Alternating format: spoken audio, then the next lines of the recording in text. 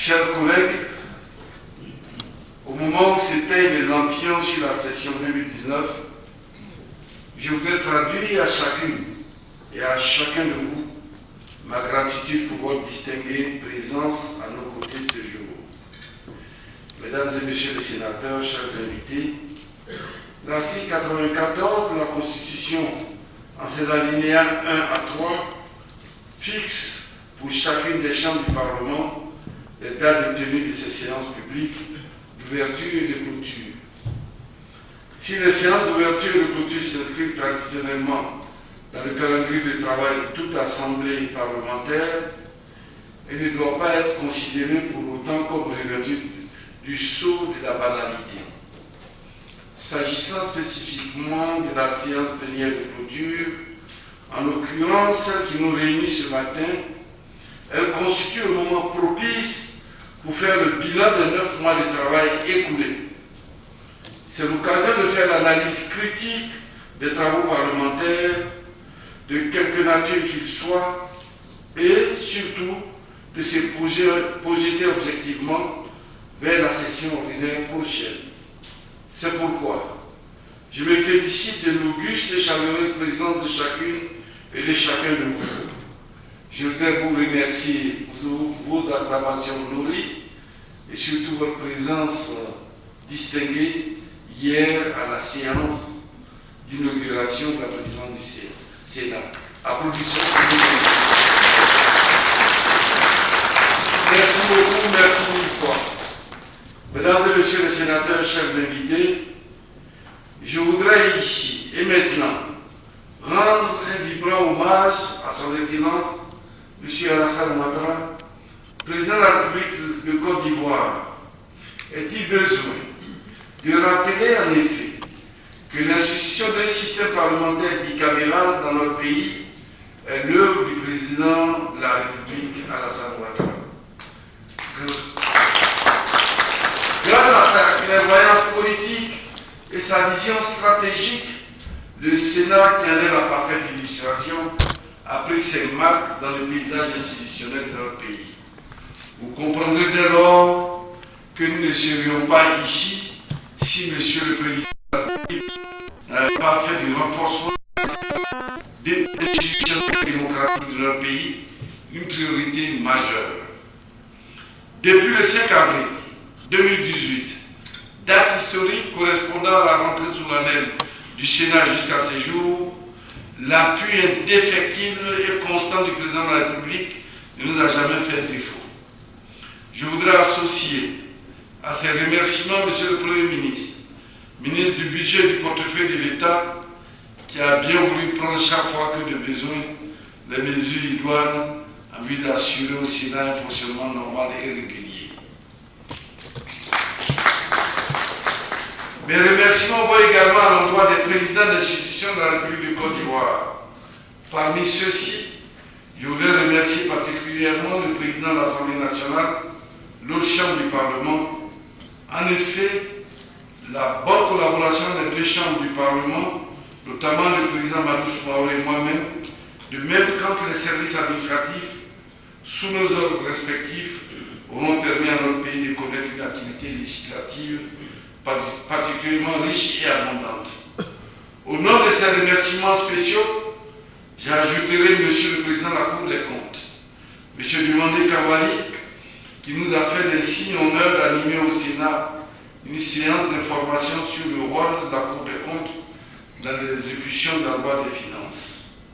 Mesdames et messieurs les sénateurs, chers invités, l'on peut, ensemble, faire aisément le bilan de cette session ordinaire 2019 qui aura tenu toutes ses promesses. À titre personnel, j'en suis fier et je voudrais partager cette fierté avec chacune et chacun de vous qui, à sa façon et à son niveau, a joué sa partition à la réalisation de nos objectifs. Mesdames et messieurs les sénateurs, chers invités, après la nomination par le président de la République des 33 sénateurs le 3 avril 2019, notre institution a pu se réunir au grand complet pour la toute première fois le 11 avril 2019, à l'occasion de l'ouverture de la session ordinaire 2019. Depuis lors, l'activité de législation donc d'examen et de vote de la loi a été un exercice continu jusqu'aujourd'hui. Au total, le Sénat pour cette session ordinaire a voté 23 projets de loi dont il a été saisi par le président de la République pour examen et adoption. Contrairement à une certaine opinion qui tendrait à remettre en question le bien fondé de l'existence de notre Chambre, il est utile de faire remarquer que le Sénat contribue concrètement à l'amélioration de la qualité des lois. Telle est d'ailleurs sa vocation. Concurremment avec l'Assemblée nationale, cette année par exemple, à l'initiative du Sénat, le projet de loi portant institution d'un système national de métrologie en Côte d'Ivoire a fait l'objet d'amendements acceptés et soutenus par tous les groupes parlementaires. Amendement au demeurant dont la pertinence a été reconnue par l'émissaire du gouvernement, ce texte a donc été retourné à l'Assemblée nationale pour un examen en seconde lecture de la disposition amendée. L'Assemblée nationale a endossé ce projet de loi tel qu'issu des délibérations du Sénat.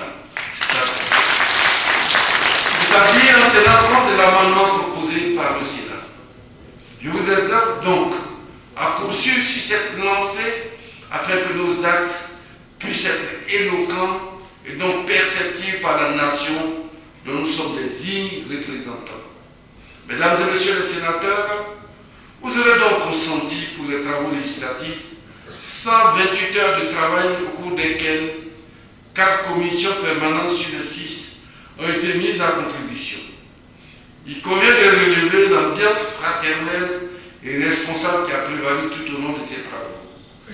Le Parlement, temple de la démocratie par son organisation et sa structuration, est le lieu du débat par excellence.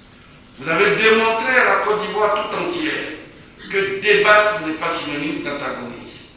En cela, je voudrais féliciter les 2 groupes parlementaires constitués au sein de notre institution. Sans oublier les sénateurs n'appartenant à aucun des 2 groupes parlementaires. Les discussions étaient parfois âpres, les débats quelquefois houleux, des sujets ont été souvent sensibles, mais à aucun moment un incident de nature à jeter l'opprobre ou le discrédit sur notre institution n'a été constaté de la part des sénateurs. Cette attitude confirme éloquemment notre statut de chambre de la sagesse à l'instar des autres sénats du monde. Autrement, notre institution serait détachée de son âme et de son essence. Je m'en réjouis aujourd'hui avec l'espoir que cette atmosphère de travail puisse demeurer mieux se renforcer durant les sessions à venir. Mesdames et messieurs les sénateurs, chers invités, outre l'activité de législation, la diplomatie parlementaire a été un pas important de nos activités au cours de la session ordinaire qui s'achève. Nous inspirons du modèle du père fondateur, le président Félix Houphouët-Boigny, parce qu'on a tendance à dire feu Félix Houphouët-Boigny, j'ai dit au Sénat nous avons éteint le feu. Pour nous, Houphouët-Boigny est toujours vivant. Il n'y a pas de feu, Félix Houphouët-Boigny, c'est Félix Houphouët-Boigny est toujours vivant. Le feu est éteint. Nous inspirons donc du modèle du père fondateur, le président Félix Houphouët-Boigny, et marchant dans les pas de son digne héritier, son excellence spéciale Alassane Ouattara, nous avons œuvré depuis la session ordinaire 2018 à nouer des partenariats solides avec les parlements de pays. Ainsi, dans ce cas, nous avons continué à renforcer notre programme de coopération conclu avec le Sénat français en novembre 2018. Celui-ci s'est concrétisé cette année par l'appui du Sénat français à la participation des premiers responsables de l'administration de notre institution, à savoir le secrétaire général et le secrétaire général adjoint, notamment à des formations organisées par l'École nationale d'administration de Paris en France. Le point culminant de notre coopération avec le Sénat français cette année demeure la participation spéciale du président du Sénat de la République de Côte d'Ivoire à l'Assemblée annuelle de l'Association des Sénats d'Europe, présidée par M. Gérard Larcher, président du Sénat de France. ma participation du 13 au 15 juin 2019 aux travaux de cette 20e réunion du Sénat européen a été un grand honneur pour notre institution. J'ai eu le privilège, en effet, de m'adresser à la tribune de ce sommet pour présenter notre jeune institution et ses perspectives à moyen terme.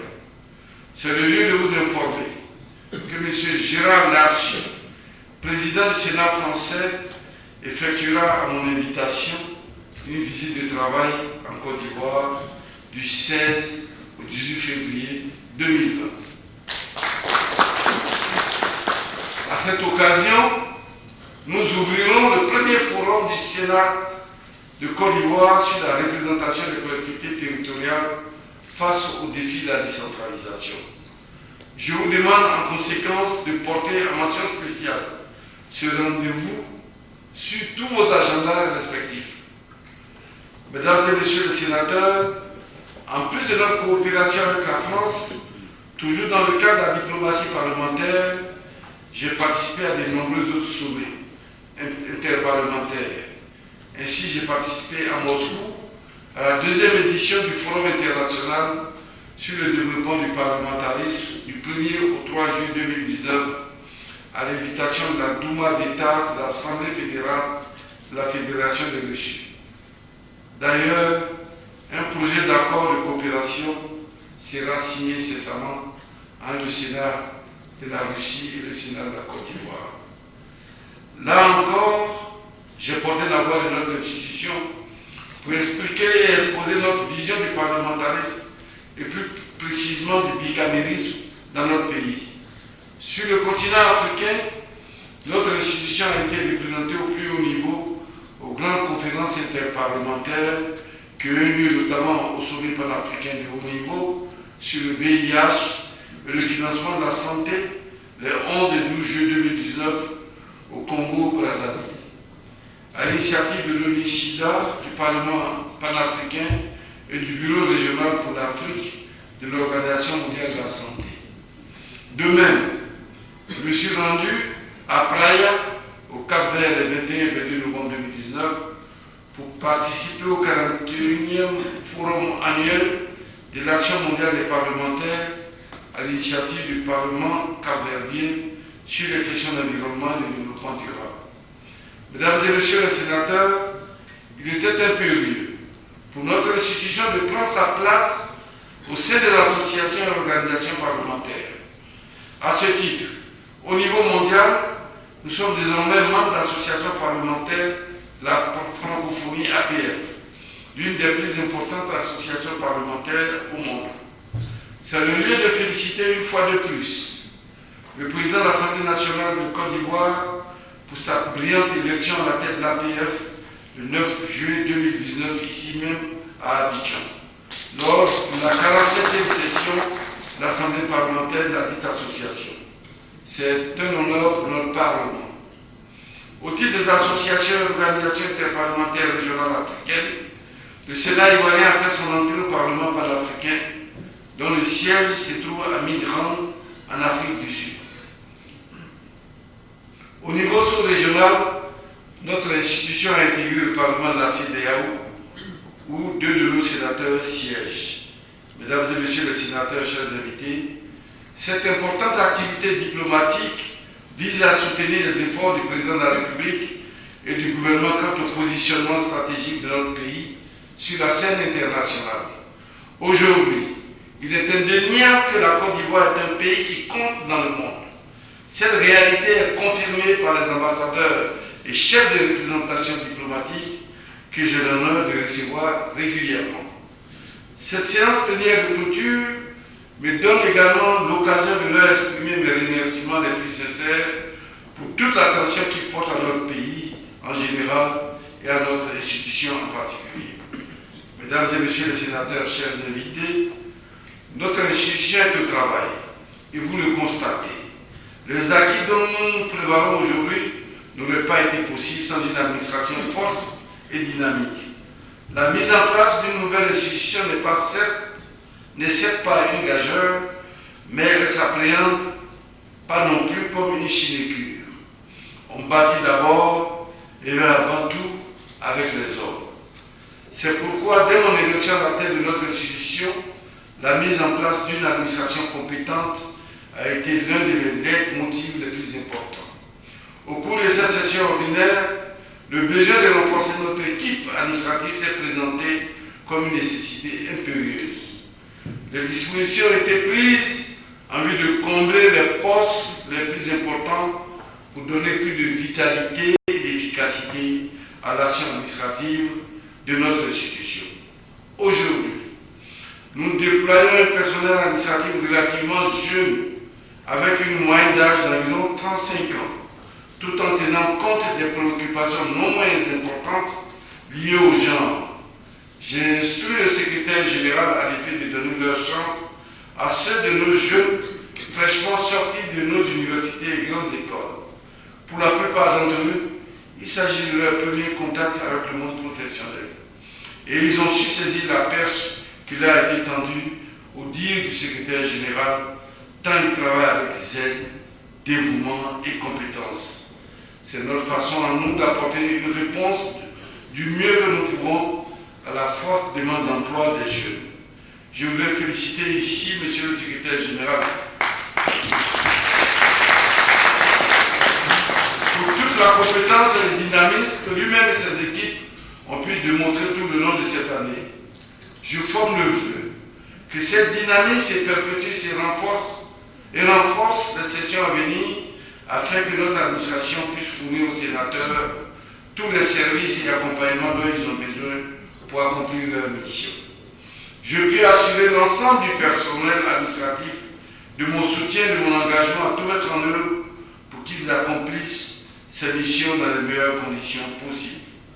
Mesdames et messieurs les sénateurs, chers invités, nous serions à l'heure du bilan de cette session ordinaire passer sous silence l'installation effective du Sénat à Yamoussoukro, ville-siège de notre institution. En effet, dans le cadre du transfert des services publics de l'État à Yamoussoukro, afin de conférer à cette ville son statut de capitale politique, le président de la République a souhaité que le siège de notre institution soit fixé ici à Yamoussoukro. La mise en œuvre de cette volonté politique du président de la République nous a conduit à prendre les dispositions utiles afin d'installer l'ensemble de nos services à Yamoussoukro. Si au cours de la première session ordinaire 2018, nous avons été contraints, pour des raisons d'organisation administrative, d'installer une permanence à Abidjan, aujourd'hui nous disposons de 2 bâtiments à Yamoussoukro, à savoir la présidence qui constitue le siège de l'institution et les services administratifs, ici au quartier Pokrenou, non loin de la fondation Félix Houphouët-Boigny pour la paix. Ces bâtiments offrent un meilleur cadre de travail aux sénateurs et à l'administration, toutes choses qui devraient impacter positivement les performances de notre institution. D'ailleurs, nous sommes tous témoins de l'honneur que le président de la République a bien voulu nous faire en procédant hier, 18 décembre, à l'inauguration du siège de notre institution. C'est le lieu de réitérer toute ma reconnaissance, ainsi que celle de l'ensemble des sénateurs, la première législature, à son Excellence, M. Alassane Ouattara, président de la République de Côte d'Ivoire, dont l'implication personnelle a été déterminante pour l'acquisition de ce siège entièrement rénové et équipé. Pour ceux qui étaient là à la séance, il m'a donné les instructions fermes pour que nous acquérons tous les terrains de ce carré et pour construire le siège du Sénat, notamment les amphithéâtres, les restaurants et les bureaux administratifs sur ce qui reste 2 hectares. Et je ne travaille pas un secret. Ce matin, je crois que M. le préfet de Yamoussoukro est là. Les instructions ont été données pour que la procédure d'acquisition de ces terrains puisse accélérer. Vous pouvez compter sur nous. Nous pensons qu'à l'horizon 2021, nous y aurons nous-mêmes notre auditorium, nos salles, nos séances. Nous serons installés face à la basilique, sinon à côté de la basilique. Parce qu'on n'est jamais en face de Dieu. À côté de la basilique, et qu'on recevra les bénédictions et les prières. Mesdames et messieurs les sénateurs, chers invités, la quête quotidienne de l'amélioration des conditions des citoyens est un enjeu tellement important que nous ne saurions nous complaire dans des formes d'autosatisfaction de quelque nature que ce soit. Bâtir est une œuvre de longue haleine et la session ordinaire qui s'achève aura permis de mettre en œuvre les prémices de notre vision et de notre programme d'activité tel qu'il est décliné dans le plan stratégique du Sénat pour la période 2018-2022. Dans ce cadre, plusieurs chantiers nous attendent pour la session ordinaire 2020. Les activités parlementaires devraient s'intensifier avec, bien entendu, un volume plus important de textes à examiner. En effet, les vacances parlementaires qui débuteront à la fin de cette séance seront mises à profit pour discuter et harmoniser avec tous les acteurs institutionnels concernés certaines préoccupations liées à la mise en œuvre du bicamérisme dans notre pays, dont principalement la question de la saisine en premier lieu de l'une ou de l'autre chambre du Parlement. La saisie de notre chambre en premier, et non pas seulement de petites lois votées initiaux par l'Assemblée nationale, consacrerait une modulation de la charge de travail entre les deux chambres et une activité législative ininterrompue tout le long de la prochaine session. Mesdames et messieurs les sénateurs, il importe de rappeler à ce stade que l'initiative législative est partagée concurremment par le président de la République et le Parlement. L'article 74, alinéa 1 de la Constitution du 8 novembre 2016 indique à ce propos: le président de la République, à l'initiative des lois, concurremment avec les membres du Parlement. Pourtant, en pratique, cette initiative est quasiment exclusivement exercée par le pouvoir exécutif, le président de la République notamment. Si ce phénomène peut trouver une esquisse d'explication dans la nature de notre régime politique, n'en demeure pas moins que le Parlement et le Sénat, spécifiquement, a le devoir de se positionner comme une force de proposition incontournable quant à la transformation objective de notre société. Mesdames et messieurs les sénateurs, vous êtes au cœur du système socio-économique de notre pays, soit en tant qu'élu des collectivités territoriales, soit en tant qu'expert dans votre domaine de compétences. Ainsi, qui mieux que vous pourrait juger de l'opportunité des projets et programmes initiés au bénéfice des grandes populations ivoiriennes? Qui mieux que vous pourrait juger de l'efficacité et de l'efficience de ces projets et programmes? Qui mieux que vous connaît les aspirations profondes des populations? Qui mieux que vous maîtrise l'écosystème social, politique et environnemental de nos villes, nos villages, nos hameaux? Mesdames et messieurs les sénateurs, chers collègues, c'est fort de cette réalité que je voudrais vous inviter, ici et maintenant, solennellement, individuellement ou collectivement, à nourrir le Parlement de vos propositions de loi afin que celle-ci soit examinée selon les règles et procédures habituelles de notre institution pour être in fine adoptée et exécutée comme loi de l'État de Côte d'Ivoire. Il reste évident que les chantiers à explorer ne manquent pas.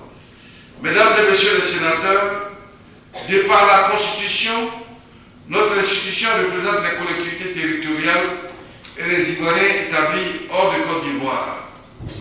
Les regards de vos collègues membres des conseils régionaux et municipaux, vos électeurs, nos électeurs de surcroît, sont tournés vers nous, vers vous. Ne vous y méprenez surtout pas. L'organisation du Forum sur la représentation des collectivités territoriales, dont j'ai fait mention plus haut, vise à offrir aux sénateurs un cadre de réflexion et d'échange avec les élus des collectivités territoriales. À cette occasion, des experts nationaux et internationaux seront invités pour animer des panels thématiques liés à la problématique de la décentralisation et modalités pratiques de la représentation des collectivités territoriales par le Sénat. Nous ne devons plus nous limiter à formuler auprès du gouvernement des recommandations relatives au transfert des compétences de l'État aux collectivités territoriales ou à saisir opportunément l'occasion de l'examen du projet de loi portant budget de l'État pour faire des plaidoyers en vue de l'augmentation des ressources allouées à celle-ci. La Constitution nous donne le pouvoir de légiférer. En ce qui concerne les Ivoiriens établis hors de Côte d'Ivoire, là encore, nos concitoyens des quatre coins du monde attendent de savoir et ou de voir, dans les limites de nos missions régaliennes, ce que nous avons pu apporter à leurs conditions de vie, dans le choix délibéré ou non qu'ils ont fait de vivre loin de la mère patrie. C'est le lieu également de rappeler à votre auguste ascension qu'au-delà du vote de la loi, vous devez vous imprégner de votre mission de contrôle de l'action gouvernementale. Une telle démarche vous engage à susciter les questions écrites ou orales pour mettre en œuvre le principe de la redevabilité du gouvernement vis-à-vis du peuple dont vous êtes les illustres représentants. La prochaine session parlementaire devrait être l'occasion d'inviter certains membres du gouvernement à venir informer la représentation nationale sur des sujets d'intérêt national. Cette opportunité du débat citoyen devrait nous éviter de voir les sénateurs saisir le prétexte de la présence des ministres à l'occasion du vote des lois pour poser des préoccupations qui s'éloignent de l'objet de cette présence. Ainsi, les sénateurs éviteraient toute digression de nature à les détourner du débat sur le vote de la loi. Mesdames et messieurs les sénateurs, au regard de l'incivisme de certains de nos compatriotes, il importe également que cette question nous intéresse au premier chef. Au gré des humeurs, certains de nos concitoyens n'hésitent pas à s'attaquer aux symboles de l'État, aux institutions administratives ou à leurs représentants. Des gendarmes tués, des commissariats de police attaqués, saccagés, des mairies saccagées, des préfectures et résidences d'autorités préfectorales pillées, sont autant de faits qui dénotent du manque ou de l'insuffisance de la conscience civique et républicaine de certains de nos concitoyens. De tels actes ne ressemblent pas à la Côte d'Ivoire. Et je souhaite qu'au sein de notre Chambre, nous soyons à l'avant-garde du rétablissement d'une conscience civique dans notre pays à travers des propositions de loi qui insuffleront à nouveau l'amour pour le drapeau national dans le cœur de nos enfants et réprimeront sévèrement tout acte avéré portant atteinte à l'État ou à ses symboles. Mesdames et messieurs les sénateurs, le civisme ne doit pas s'entendre exclusivement du respect de l'autorité de l'État et de ses symboles. Il s'appréhende aussi comme le respect de la chose publique et privée. La dégradation des bâtiments publics ou privés par des graffitis, la pollution de l'environnement par des individus qui transforment la rue ou le caniveau en toilette publique, ou encore des usagers de la voie publique, à pied ou à bord d'engins motorisés, qui érigent la rue en dépotoir public, doivent être bannis des comportements et attitudes des citoyens. Mesdames et messieurs les sénateurs, depuis que vous m'avez fait l'honneur de me porter à la tête de notre institution, j'ai saisi toutes les opportunités qui m'ont été offertes pour sensibiliser chacune et chacun de vous à une prise de conscience véritable des grands enjeux climatiques et environnementaux de la planète. Les États et les organisations non gouvernementales organisent de nombreuses conférences et colloques internationaux pour tirer la sonnette d'alarme sur les dangers des changements climatiques qui érodent chaque jour notre environnement. En tant qu'institution parlementaire, notre responsabilité est éminente. Nous devons légiférer pour accompagner le gouvernement dans l'accomplissement de cette mission difficile. On a souvent l'impression que ces phénomènes sont loin de nous et qui ne nous concernent pas et qui ne concernent que les autres. Pourtant, l'érosion est palpable sur l'ensemble de nos côtes où des villages sont menacés, au moins de déplacement, au plus de disparition. Ainsi, les récentes inondations survenues à Grand Bassam achèvent-elles de nous convaincre du contraire. Nous vivons le dérèglement climatique qui se caractérise par la non-maîtrise des saisons pluvieuses et des sécheresses avec ses impacts négatifs sur notre agriculture. L'appauvrissement de nos ressources fauniques et floristiques avec la disparition de nombreuses espèces végétales et animales rares n'est pas une vue de l'esprit, bien au contraire. Nous n'avons pas le droit de compromettre la vie des générations futures. Il est temps d'agir.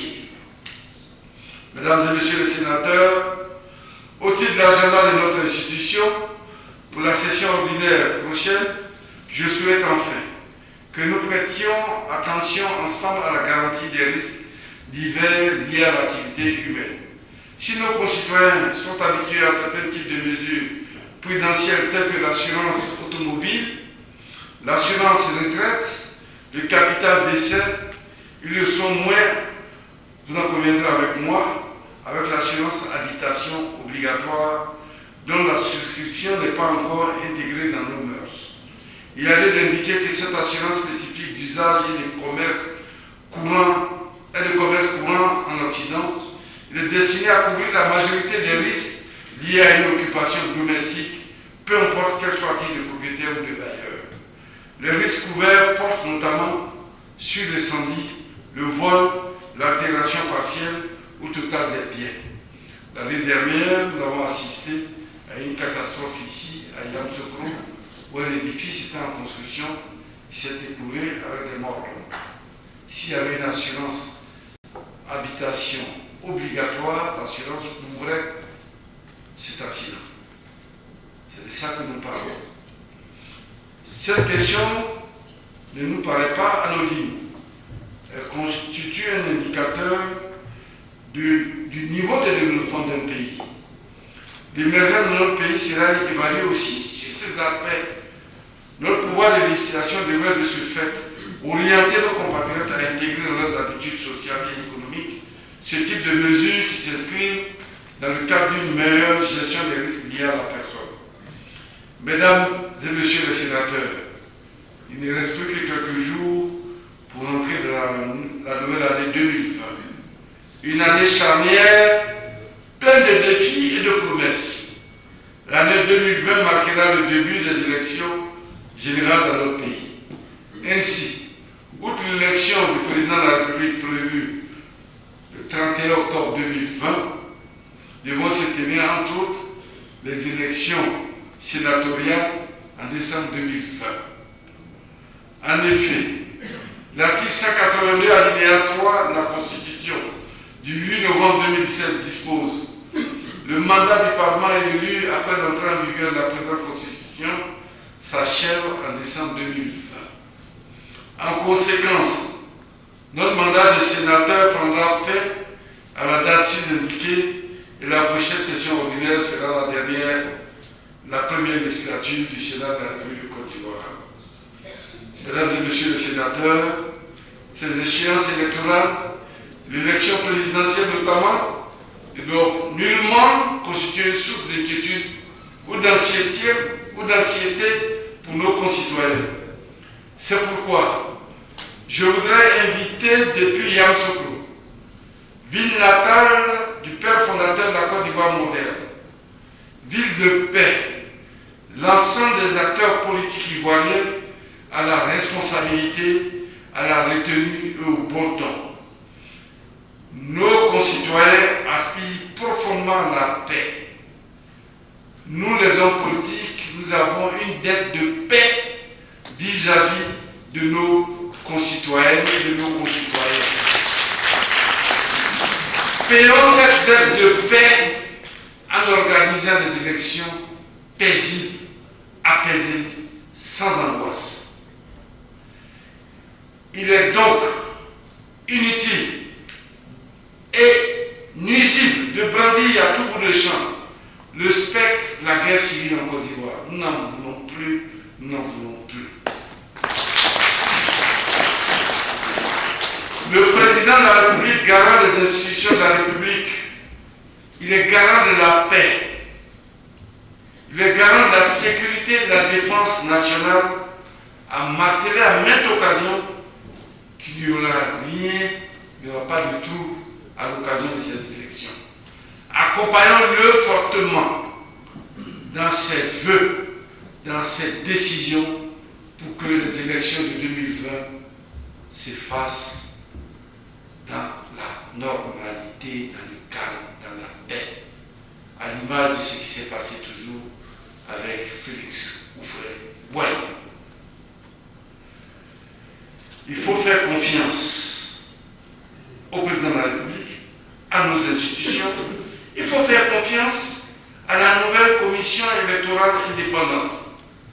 que le Sénat a contribué à mettre en place à travers le vote responsable de la loi relative à la décomposition de cette institution.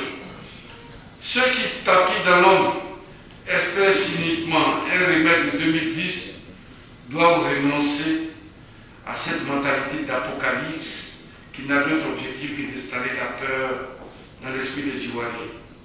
Il n'y aura rien à dire le président de la République. Nous devons donc tous œuvrer à ce qu'il n'y ait rien. Une élection n'est rien d'autre qu'un jeu de séduction entre un candidat et les électeurs.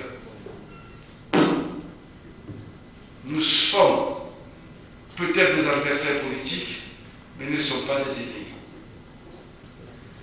L'exercice consiste donc pour chaque candidat à se présenter devant le peuple, lui proposer un projet de société, lui laisser la possibilité de choisir, de faire son choix souverain, afin que la démocratie puisse exister. Le débat sur la commission électorale indépendante était déjà clos le 2 août 2019, lorsque nous, les sénateurs, nous avons voté ici le projet de loi portant la composition de cette institution. L'ordonnance de la Cour africaine des droits de l'homme et des peuples sur cette question date du 29 novembre 2019 vient nous rappeler quel palier a été franchi sur le sujet. En effet, l'ordonnance de la Cour africaine des droits de l'homme a dit que la requête en vue de suspension de la mise en place de la CEI était devenue sans objet puisque la CEI avait été déjà mise en place. Le débat est clos. Je voudrais inviter en conséquence de l'état-major de tous les partis politiques ou des candidats à se focaliser sur la préparation de leur campagne électorale à venir plutôt qu'à espérer d'une décision de la Cour africaine des droits de l'homme. La Côte d'Ivoire est une et indivisible, et la mosaïque ethnique qui la compose devait être une richesse et non un problème. Nul n'a donc le droit de fragiliser notre nation, qui repose sur cette mosaïque d'ethnie et qui ressemble à un tapis d'Orient dont la diversité de couleurs fait la beauté. Mesdames et messieurs les sénateurs, j'invite chacun de vous à être un apôtre de la paix partout, chez lui, à la maison, en famille, avec ses amis, dans vos circonscriptions respectives, dans vos familles politiques. Autant aucun bien n'est plus précieux que la paix, autant aucun sacrifice n'est trop grand pour la préserver. Avant de clore mon propos, je voudrais vous indiquer que les vacances parlementaires signifient que les travaux parlementaires connaissent une pause. Ce qui ne signifie nullement que toutes les activités du Sénat sont en berne. Il ne faut donc pas exclure la possibilité de vous faire appel pour des activités autres que le travail parlementaire. D'ailleurs, une session extraordinaire pourrait être convoquée en vue de l'examen du projet de loi organique portant statut des parlementaires. Il s'agit d'un important projet de loi qui porte spécifiquement sur le nombre de sièges de chaque parlement, les conditions de désignation des parlementaires, les indemnités et avantages des parlementaires. Ça, je sais que tout le monde viendra. Le régime des incompatibilités et enfin les immunités des parlementaires. Aussi, un projet de loi certainement portant code électoral pourrait également être soumis à notre examen dans le cadre de l'organisation des prochaines élections générales, puisque nous avons une nouvelle constitution, comme on le dit dans la Bible, à nouveau vin, nouvelle outre, nouvelle constitution, nouvelle loi pour accompagner ces élections. Vous devez donc en état d'alerte maximum, bien que vous soyez en vacances.